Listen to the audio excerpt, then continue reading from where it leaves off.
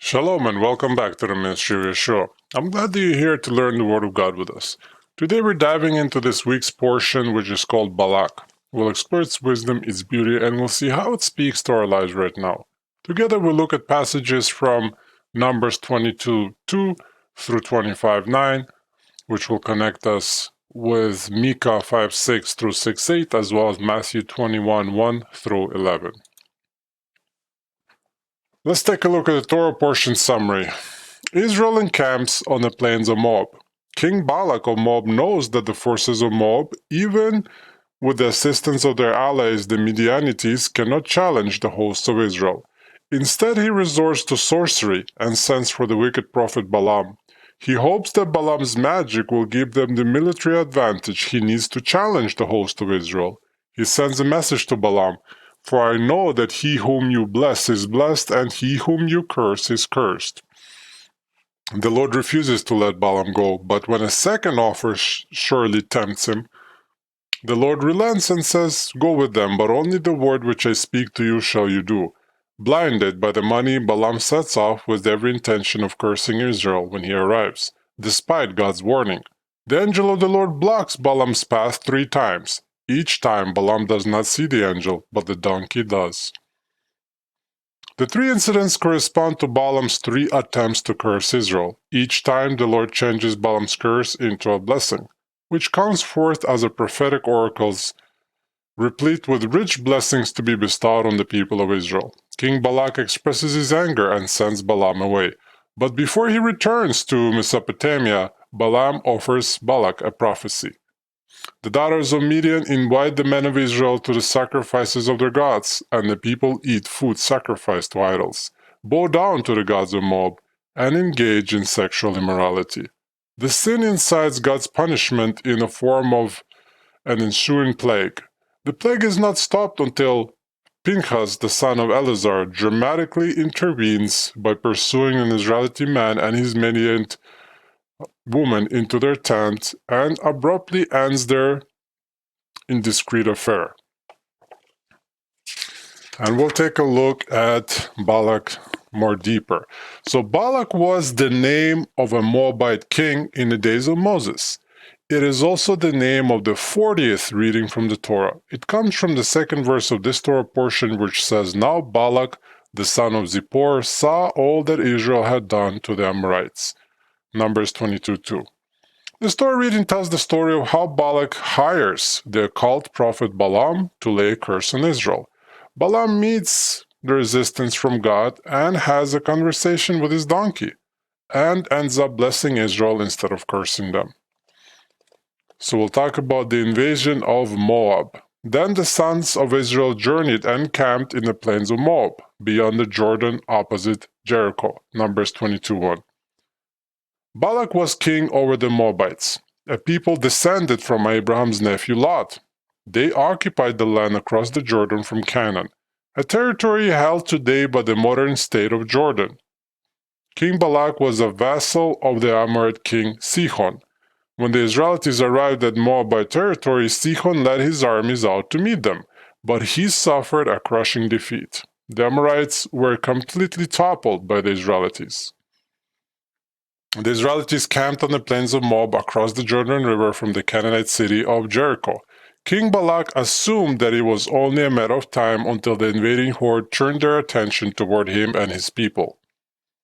The hosts of Israel were a mighty force, far too numerous for Moab. If the Amorites had not been able to resist them, the Moabites had no hope of standing against them. From King Balak's point of view, the Israelite invasion seemed like a certain doom.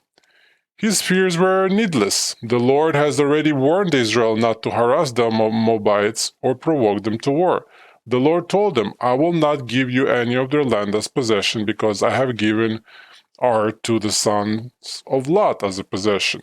And that's in Deuteronomy 2:9. The children of Israel were only passing through Balak's territory, but the Moabite king did not know this. King Balak decided that if he was going to fight Israel, he would need some supernatural occult assistance. He sent his man to the home of the prophet and sorcerer Balaam to hire him to come and put a curse on Israelites. And we'll talk about Balaam.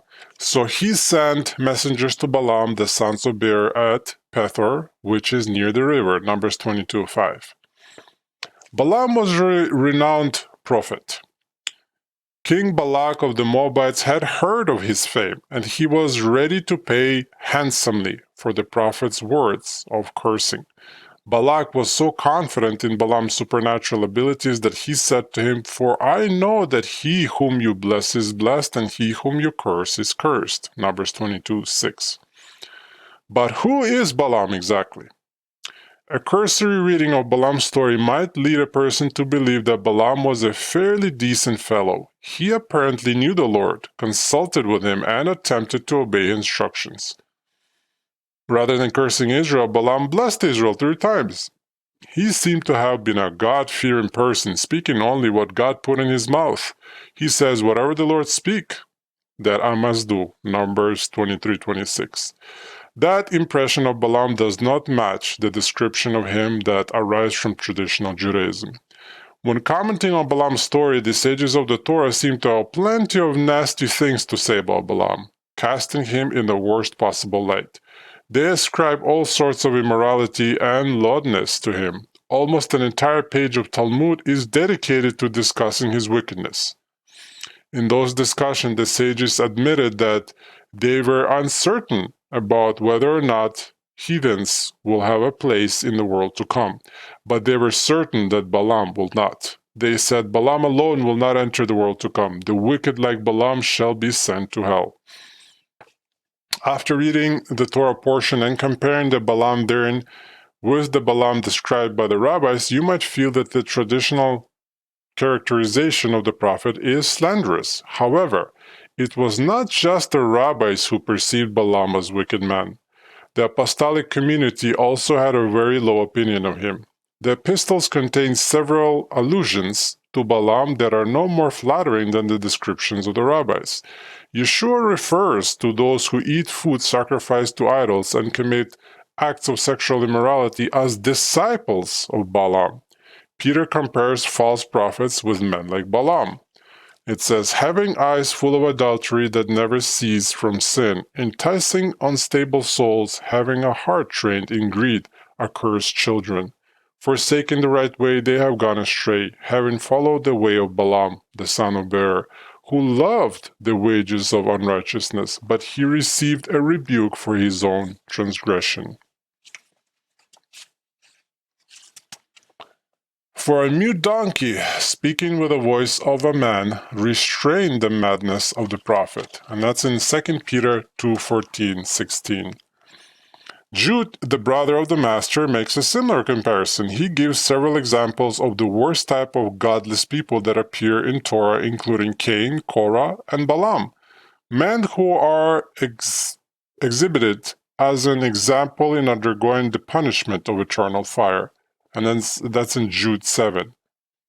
So Jude says, "Woe to them, for they have gone the way of Cain, and for pay they have rushed headlong into the error of Balaam, and perished in rebellion of Korah." Jude 11. The sages and the apostles agree that Balaam was a bad guy. The book of Joshua refers to him as a diviner, or diviner. That is, a person who uses magic and reads omens and signs. He was not a prophet of God. He was a sorcerer. So why does Balaam seem like such a decent, God-fearing fellow in the Torah portion? As we study the story, we will pay careful attention to observe the real Balaam. "Please come, curse this people. Now, therefore, please come and curse this people for me, since they are too mighty for me. Perhaps I may be able to defeat them and drive them out of the land. For I know that him who you bless is blessed, and him who you curse is cursed." And that's in Numbers 22:6. King Balak wanted Balaam to come and place a hex on the Israelites. He was hoping that Balaam would cook up a really good curse with which to smite Israel. Perhaps something like a devastating plague, a civil war, panic, mass insanity, or chaos. While Israel was still under the powerful curse of the sorcerer Balaam, King Balak and the Moabites hoped to attack their encampment and drive them out of the land. For the plan to work, they needed Balaam to come to Moab, where he could see the Israelites and speak a curse over them. Apparently, long-distance curses are not so effective. For his trouble, Balak offered to pay Balaam handsomely. Balaam consulted the God of the Jews about the venture, but the Lord warned him not to participate. You shall not curse the people, for they are blessed. Numbers 22:12. Balaam took the warning and declined Balak's offer. King Balak sent a second group of messengers, more prestigious than the first, and offering more money. Balaam the son of Beor, who loved the wages of unrighteousness, as we heard from 2 Peter 2:15, imagined a house full of silver and gold. It was very tempting, but he recalled how sternly the God of the Jews had warned him off the last time he had tried. Nevertheless, he decided to ask again. This time the Lord relented and said, Go with them, but only the word which I speak to you shall you do. Numbers 22:20. Balaam was overjoyed at the prospect of making a fortune. He saddled up his donkey and set out immediately with every intention of cursing Israel. Despite the Lord's warning, Balaam intended to earn his wages. He heard the first part of the Lord's command, Go with them, but ignored the second part, only the word which I speak to you shall you do. The Torah says that God was angry because he was going. Numbers 22:22. This can be compared to a child whose father told him to go take the dog on a walk to the park. Instead, the child took his baseball glove and a bat and set off for the park. His father stopped him and reprimanded him. Why are you angry? The child protested. I'm doing what you told me to do. I'm going to the park. Balaam had no intention of carrying out God's instructions. He only intended to curse Israel and earn King Balak's reward. The heart is deceitful. We can easily convince ourselves that we are doing God's will when we are doing just the opposite. It is especially easy to delude ourselves when we have some spiritual or biblical pretense to justify our selfishness.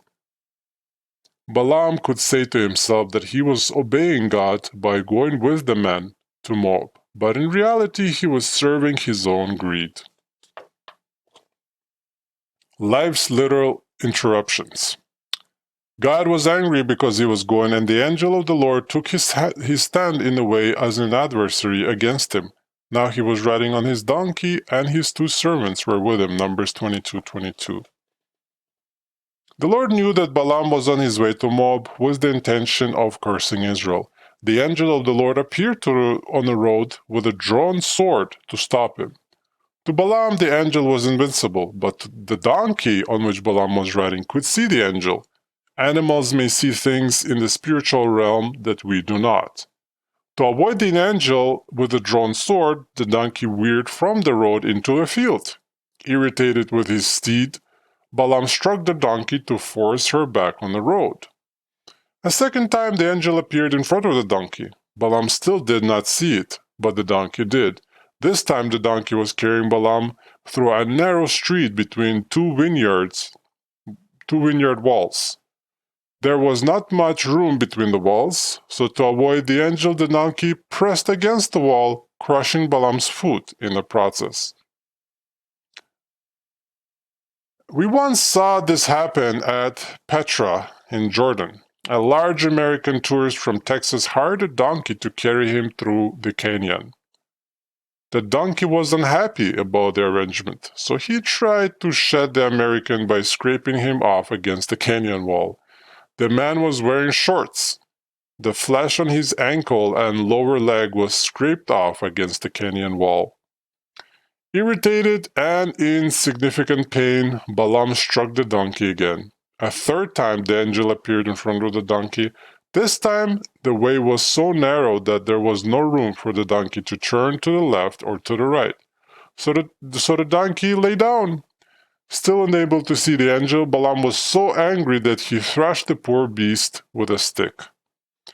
The 3 times that the Lord blocked Balaam's path correspond to Balaam's 3 attempts at cursing Israel. When he arrived in Moab, he tried to lay a withering curse on Israel 3 times. Each time he tried, the Lord blocked his curse by changing it into a blessing. In his blindness, Balaam did not realize that the irritating behavior of his donkey was actually saving his life. The Lord said, "If she had not turned aside from me, I would surely have killed you just now and let her live." Numbers 22:33. Life is full of irritating obstacles that get in the way of our plans. Throughout any given day, a person experiences countless distractions and complications. It is easy to become impatient and upset with the things and people that get in the way of what we're trying to accomplish. We should learn a lesson from Balaam. Those irritating obstacles might be from the Lord. God may have other plans for us. Rather than getting upset when our plans are derailed, we should seek the Lord's direction. In Balaam's life, God was in the midst of the interruptions. The next time the car breaks down, or the flight is canceled, or some other unforeseen interruption rears up, rather than get irritated, remember the story of Balaam. People of faith sometimes speak of God opening and closing doors. This is an idiom that refers to God's divine direction in life. For example, suppose a person set out to take a job in a certain field. He submitted an application for a position for which he was fully qualified. He was confident that the job would be his. Inexplicably, he did not get the position. A person like Balaam would become bitter over the disappointment. A person of faith would say, "God closed that door. He knows what is best. I will look elsewhere." A young couple was tired of living isolated from other believers. They were planning on selling their home and moving out of state. The realtor was about to post a for sale sign in their front yard. That night, the woman had a dream that she was wandering through a house full of doors. Every door she attempted to go through slammed shut in her face. Then she heard a voice that said, "If you move, all doors will be shut." They did not move, and God did open amazing doors of opportunity where they lived. Ordinarily, God does not give direction that clearly. Instead, a person needs to keep an eye on the donkey to see what God might be saying. The compassion of the wicked. So Balaam was angry and struck the donkey with his stick. Numbers 22:27. The way we treat animals reveals a lot about our hearts. Balaam expressed his true heart by ruthlessly beating his helpless donkey with a stick. The Lord rebuked Balaam for beating his donkey. The Proverbs say, "A righteous man has regard for the life of his animal, but even the compassion of the wicked is cruel." Proverbs 12:10. In other words, even the nice things that a wicked person does for his animals are cruel. In Jewish law, a person is required to show compassion for the animals under his care. Tradition requires the man to feed his animals before he sits down to eat. And a story of our friend, when he was a boy, he was appalled at the behavior of other children who showed merciless cruelty to the animals that would come under their power. He remembers neighborhood boys intentionally running over salamanders with their bicycles just for the sport. At the same time, his brother and him had no compunction about ruthlessly removing the wings of the house flies or cooking ants with magnifying glasses. Once his father caught them in the midst of carrying out some atrocity on a helpless bug. He soundly scolded them for mistreating God's creatures. He said, "If you can be so cruel to another living creature, it is a small step to do the same to another human." And we'll talk about a talking donkey. The Lord opened the mouth of the donkey, and she said to Balaam, "What have I done to you, that you have struck me these 3 times?" Numbers 22:28. The story of Balaam's talking donkey makes a popular children's story, but it is not a fairy tale. The Torah relates the conversation in a matter-of-fact manner, simply explaining that the Lord opened the mouth of the donkey, Numbers 22:28. The implication seems to be that all animals would be capable of speech if only God opened their mouth. Remember the talking serpent in Eden? When the donkey speaks, it poses two rhetorical questions to Balaam, asking him, "Am I not your donkey on which you have ridden all your life to this day? And have I ever been accustomed to do so to you?" Numbers 22:30. So even more amusing than a donkey asking questions is Balaam's natural responses. He speaks to the donkey as if it is a common thing to have a conversation with a domesticated animal. It is hard to know what you or I might have said if we heard a donkey speak. But I expect our response might have been something more like, "No way, a talking donkey?" The miracle of the talking donkey is not just for amusement. It is an illustration to prepare us for the passages of the Torah that are about to follow. In Numbers 23:24, Balaam inadvertently speaks a series of blessings and prophecies over the people of Israel. Balaam's prophecies are directly from God. How could God speak through the wicked sorcerer Balaam? The lesson of the talking donkey illustrates that God is not limited to using only righteous men to deliver his messages. If he can use the mouth of a donkey to get a message across, he can also use the mouth of a wicked man like Balaam. In a sense, Balaam plays the role of God's talking donkey. If God can speak through a donkey, he can speak through anything and anyone. A person should always be attentive to the words of others, always listening for the voice of the Lord. The sages were not comfortable with the idea that animals have the potential to speak. They preferred to relegate the talking donkey to the level of a special miracle and explained that the mouth of Balaam's donkey was a unique creation that God prepared during the original 6 days of creation. On the other hand, it could be that in the world to come, all animals will be given the power of speech. As Scripture says, every tongue will swear allegiance. Isaiah 45:23, and all flesh will bless his holy name forever and ever. And that's Psalms 145:21. Open up your eyes. Then the Lord opened the eyes of Balaam, and he saw an angel of the Lord standing in the way with his drawn sword in his hand, and he bowed all the way to the ground. Numbers 22:31. The donkey could see the angel, but Balaam could not. We are surrounded by a world of spiritual realities that are invincible to our human eye. Rashi explains that God allows animals to see spiritual things because they are unreasoning. He does not allow men to see spiritual realities around them because we are reasoning creatures, and the sight of obnoxious spiritual beings, such as demonic spirits, would disconcert us. And our friend's father, this is another story, knew a believing woman who was distraught because she was haunted by evil spirits and often saw them scurry about her home. She also occasionally reported seeing angels. Her husband was bewildered by his wife's apparent delusions. Her visions were so disrupting their home and marriage that our friend's father recommended that they ask God to cleanse their home and to close the woman's eyes to the creatures of the spiritual realm. God honored that request. So as far as we know, the woman never saw spirits again and was able to return to normal life. Glimpses into the spiritual realms are uncommon, but they do sometimes happen.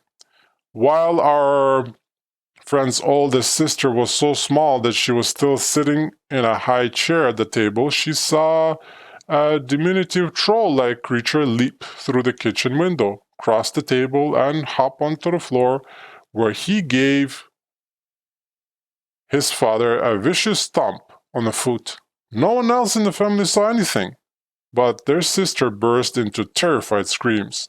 At the same moment, their father felt a sharp pain shoot through his foot, and he recalls limping for several days. It is their sister's earliest memory. So on another occasion, their father once awoke and he was surprised to see an angel standing sentinel over his bed. The apparition slowly faded before his wandering eyes. Once the servant of Elisha, the prophet, was startled to see that the city of Dothan was surrounded by an enemy army. The servant panicked, but Elisha answered, saying, "Do not fear, for those who are with us are more than those who are with them." 2 Kings 6:16. Then he prayed that the servant's eyes might be opened to see the spiritual reality. The Lord opened the servant's eyes, and he saw that the Lord's army of horses and chariots of fire surrounded the prophet. After opening the donkey's mouth so that he could speak, God opened Balaam's eyes so that he could see the angel too. The implication is that ordinarily we are no more capable of seeing spiritual beings than animals are capable of uttering human speech. So just because we cannot see the spiritual also does not mean that we should be unaware of its presence. The Hebrew word for spirit is ruach, a word that can also be translated as wind. Yeshua plays off of this double meaning when he says, "The wind blows where it wishes, and you hear the sound of it, but do not know where it comes from and where it is going. So is everyone who is born of the Spirit." And that's in John 3:8. We cannot see the wind, but it is real nonetheless, and has visible effects on the material world. Although the spiritual world is invincible to our eyes, it is all around us. But we need not fear. The same God who changed Balaam's curses to blessings protects us. So those who are with us are more than those who are with our enemy. And we'll talk about the curses and blessings. The angel of the Lord said to Balaam, "Go with the man, but you shall speak only the word which I tell you." So Balaam went along with the leaders of Balak. Numbers 22:35. When Balaam saw the angel of the Lord, he admitted his sinful intention and offered to turn back. The Lord instructed him to continue on his way to Moab, but warned him that you shall speak only the word which I tell you. Balaam agreed to these terms, but he still hoped to be able to curse Israel. King Balak received Balaam enthusiastically. He took him up a hill called the Heights of Baal, from which Balaam could see part of the encampment of Israel. As much as Balaam might have wanted to curse the Israelites and earn a reward from King Balak, he was duty-bound to speak only what the Lord put in his mouth. Therefore, he first tried to convince God to allow a curse. He built 7 altars and offered a bull and a ram on each one, hoping to win God's permission for cursing. It did not work. The Lord put a word of blessing instead of a curse into Balaam's mouth. As Balaam and Balak looked out over the encampment of Israel, a beautiful prophetic blessing poured out of Balaam's mouth. King Balak was not pleased with Balaam's prophecies. The intended curse had turned into a blessing. King Balak decided to try again. He took Balaam up to the top of the mount of Pisgah, from which they were able to see another portion of the tribes of Israel. Again, they built 7 altars and offered 7 bulls and 7 rams on each. Again, God encouraged Balaam and replaced his intended curse with a blessing. Through the mouth of Balaam, the Lord explained to Balak that Israel cannot be cursed, because he has already promised to bless them. When King Balak heard the second series of blessing, he exclaimed, "Do not curse them at all, nor bless them at all." Numbers 23:25. He preferred that Balaam forego any further attempts at cursing and just keep his mouth shut. Then he thought about it some more and decided to give it one more try. He took Balaam up to the top of Mount Peor, from which he could get a different view of the encampment of Israel. Again, they built 7 altars and offered 7 bulls and 7 rams on each. And again, Balaam's curse turned into a sweeping prophetic blessing over the hosts of Israel. Balaam ends the oracle with a summary of his 3 failed attempts at cursing Israel. "Blessed is everyone who blesses you, and cursed is everyone who curses you." Numbers 24:9. After hearing this, King Balak was angry enough to throw Balaam off the mountain. He told him to leave without pay. Balaam was disappointed. But in an attempt to mollify the king's anger, he offered him a few prophetic oracles for free. He told him about the future of the Moabites and other surrounding nations. And a very important topic, which is called the snares of lust. While Israel remained at Shittim, the people began to play the harlot with the daughters of Moab. Numbers 25:1. The men of Israel were ensnared by the Midianite and Moabite women who had enticed them into idolatry. So the Lord struck Israel with a plague. Moses ordered the heads of the tribes to put to death any man involved in the worship of the Moabite god, the Baal of Peor. Then he and the elders of the assembly besought God with a weeping at the entrance of the tabernacle. All in all, it was a bad time for Zimri to be bringing his new Midianite girlfriend home. Zimri seems to have been oblivious to anything else, or everything else that was happening around him. He had only one thing on his mind. And Pinchas, which is Phinehas, the priest of grandson of Aaron, picked up a spear and followed Zimri and his consort into the tent, where he pinned both of them to the ground. This is not a good story for children. Like many Bible stories, it contains graphic imagery, sexuality, and violence. Neither does the story teach a good example for adults. We don't want to encourage people to start carrying out vigilante justice by running people through with spears. The story does have an important message, however. The Apostle John warned us, the lust of the flesh and the lust of the eyes and the boastful pride of life. 1 John 2:16. That passage reminds me of something a person that we know once said. The devil uses 3 temptations to trip up a man: sexual lust, greed for money, or the love of power. The devil might use any combination of those 3.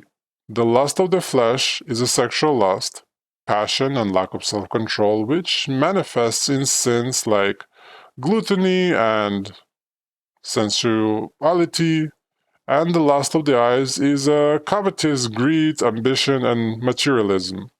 The boastful pride of life is a selfishness and haughtiness, which results in striving for position, abusing power, and misusing people. So the Apostle John says that these things are of the world and perishing with the world.